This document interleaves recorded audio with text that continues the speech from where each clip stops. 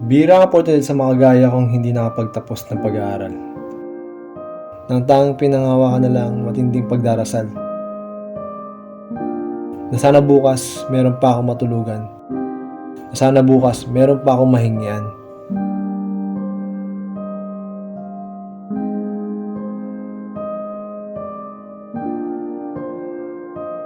Hindi man ako batugan.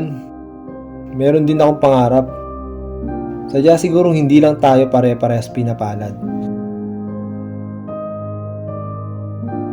Kaya sa kabaan ng Naga Road, dito sa Las Piñas, hindi ako tumigil maglakad. At umaasang sa muli kong pagakbang, matagpuan ko ang oportunidad na matagal ko nang hinahangad.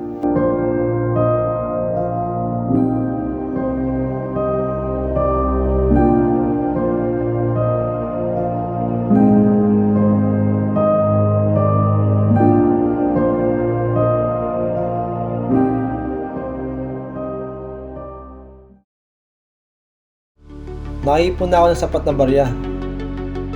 Hindi ito sapat para makapag-aral ako. Pero sakto to pambili ng inuming pinapangarap ko.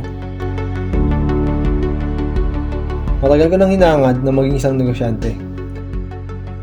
Kumain ng masarap na tinapay at humigop na mamahaling kape.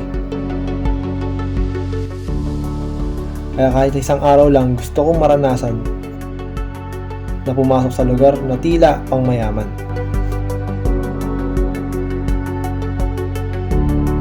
152, 153, 154, 155. Hindi naman talaga hadlang ang kahirapan upang ang pangarap ay hindi magampanan. Sabi nga nila, mangangarap ka na rin lang, taasan mo na.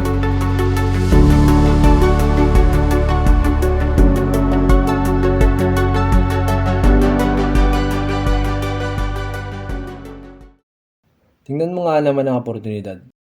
Dumarating sa oras na hindi mo hinahangad. Naalala niyo yung kape ko? Hindi ko siya nainom.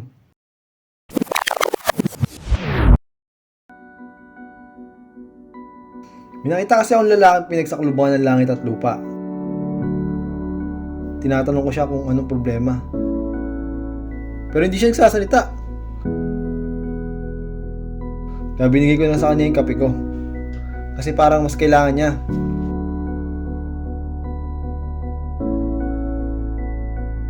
Pagkatapos ko isulat ang numero ko sa kapirasong tissue, umalis na ako ng shop.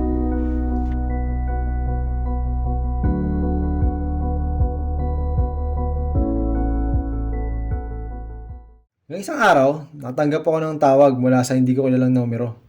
At nilok niya ako ng isang job interview. Assistant daw siya ni Ron eh. Siya pala yung may-ari ng coffee shop na pinuntahan ko. Siya rin yung lalaking inalok ko ng kape. Siya rin yung naging daan kung bakit sa wakas susutin ko na yung sapatos na matagal ko lang tinabi.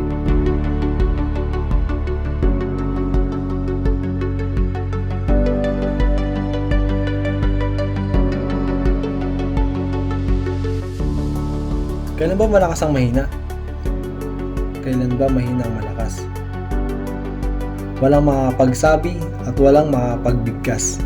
Ngunit kung ang kapwa bakal ay pinapatalas, ating buuin ng bawat bakas. Huwag kang titigil mangarap.